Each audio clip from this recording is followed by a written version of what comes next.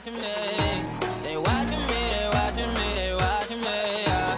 They watching me, they watching me, they watching me. They watching me, they watching me, they watching me.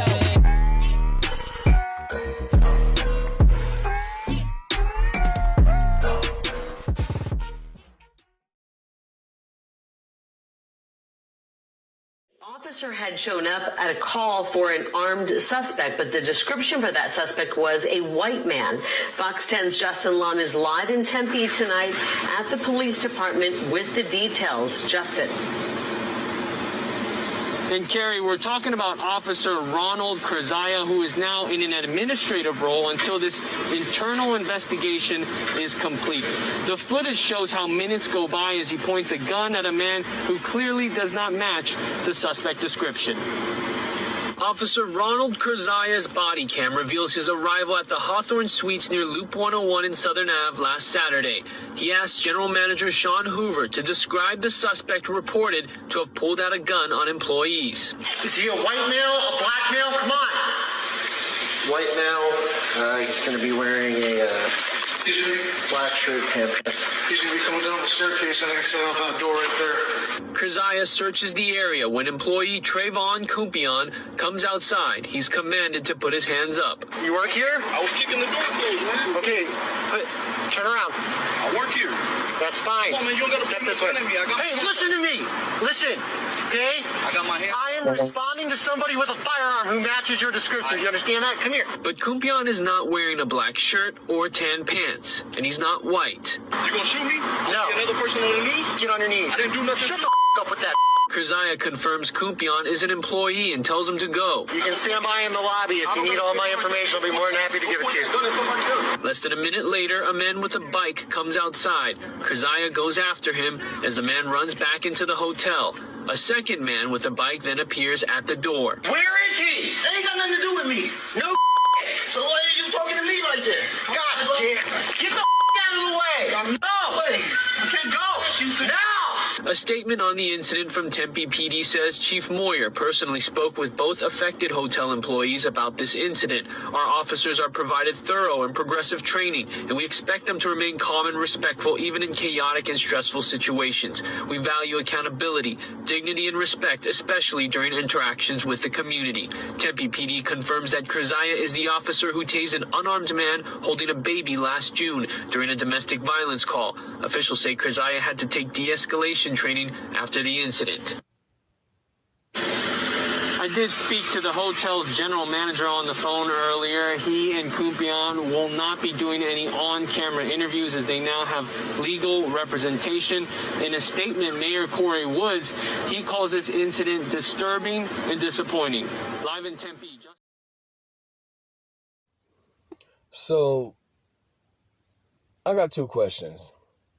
One, the officers had a full description of the suspect, but yet they still draw their weapons on the black people. Why is that? If anybody can tell me that without saying race,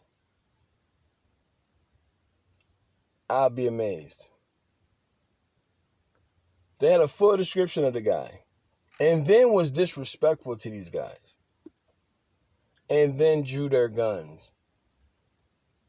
Drew their gun on his employee.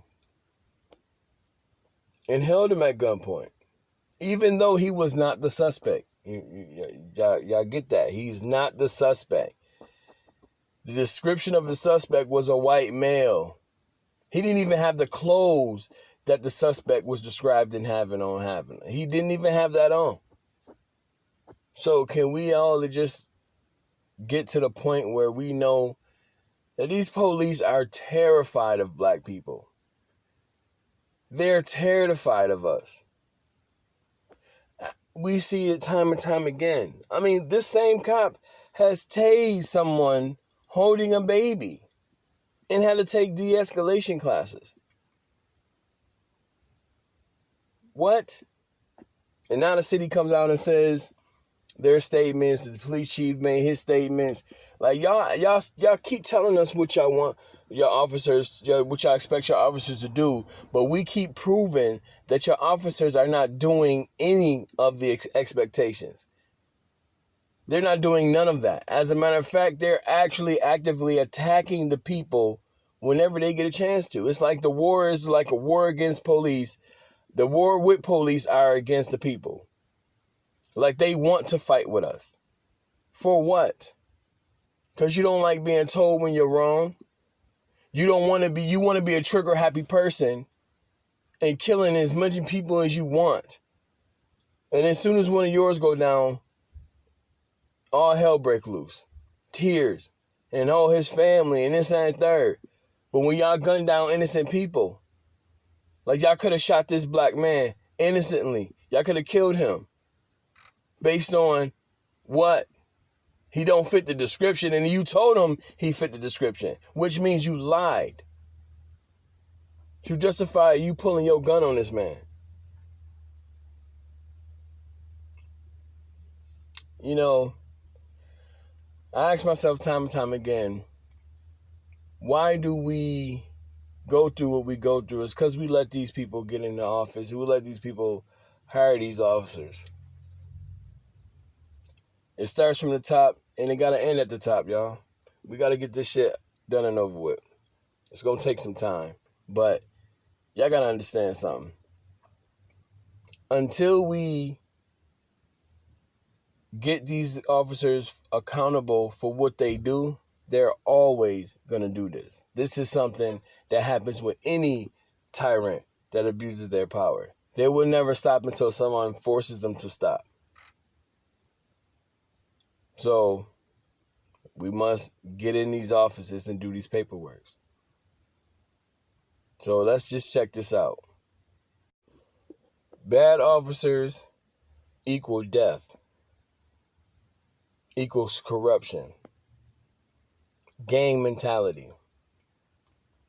So the best way we can do this is get rid of one bad element so that we can save more lives than is being saved by the people we trust. Let's do better, y'all. Y'all stay safe out there. Peace. Watching me.